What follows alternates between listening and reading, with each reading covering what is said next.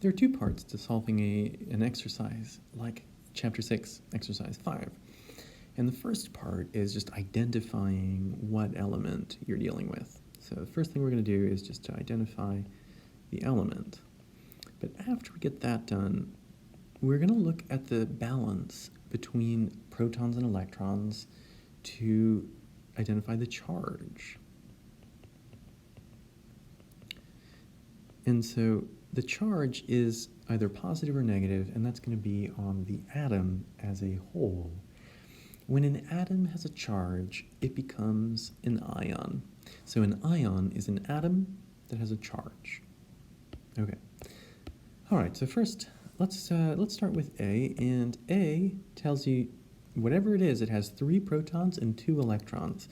Now the number of protons determines the element that something is. If you remember, in each box on the periodic table, there should be at least 3 things. A symbol in the middle, a number on top, and a number on the bottom. The number on top is called the atomic number because it determines which atom, what type of atom something is. It's the number of protons. So however many protons something has, that determines what it is. If you have 6 protons, you're carbon. If you're carbon, you have 6 protons. If you don't have 6 protons, you're not carbon. It's the atomic number, the number of protons, that determines what element something is, what type of atom it is.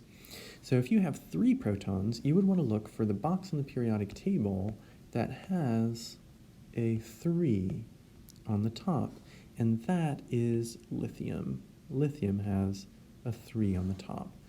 So when we're writing the symbol for this, we would write Li, the symbol for lithium. Okay, now the charge, so I'll move this to the side, that was our first part. Now the other thing we wanted to look at, so that would have taken care of that, identified the element. Next we need to identify the charge. Remember that protons have a positive charge. Neutrons have no charge, they're neutral, and electrons have a negative charge. If you have 3 protons, you have 3 positive charges. If you have 2 electrons, you have 2 negative charges. So positive 3 minus 2 equals positive 1. The charge, the overall charge on an atom, is written in the top right of the atom, sort of like a power in math.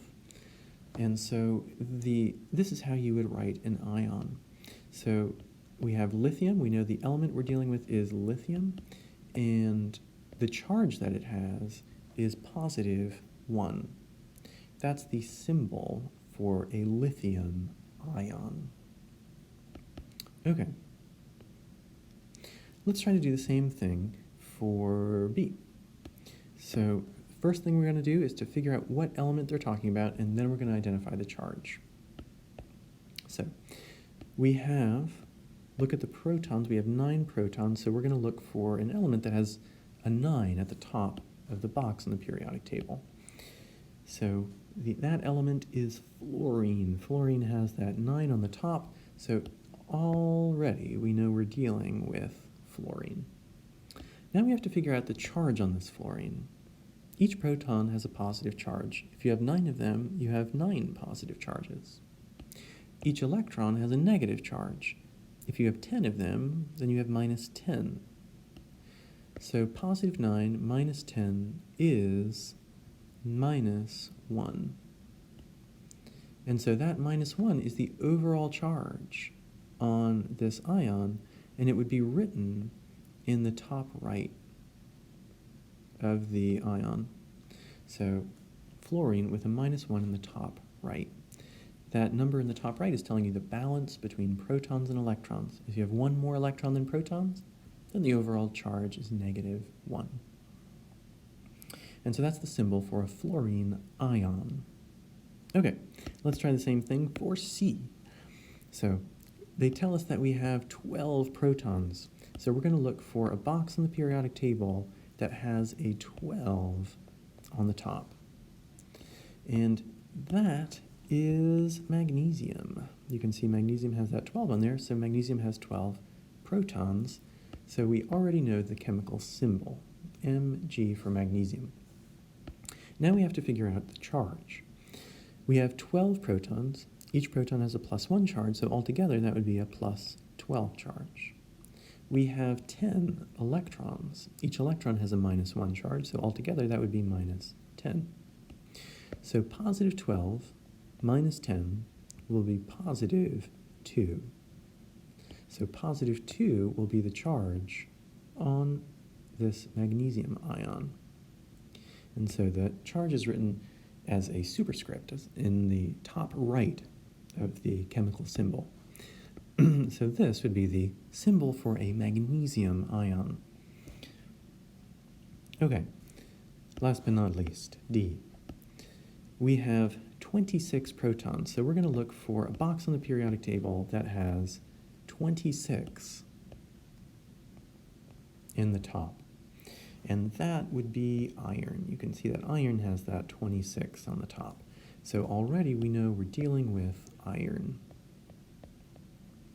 Okay. Let me actually move this. Okay.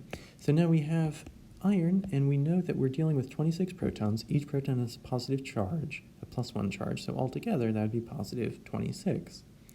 We have 23 electrons. Each electron has a -1 charge.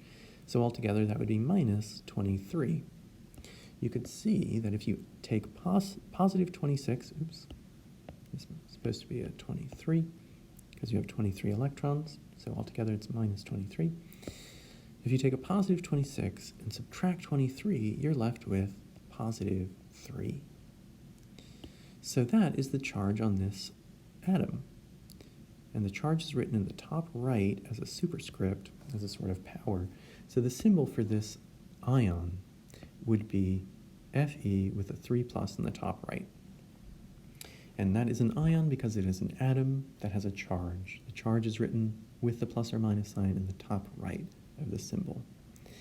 So these are the ways that you can figure out the charge on an element based on the balance between the number of protons and electrons in that element.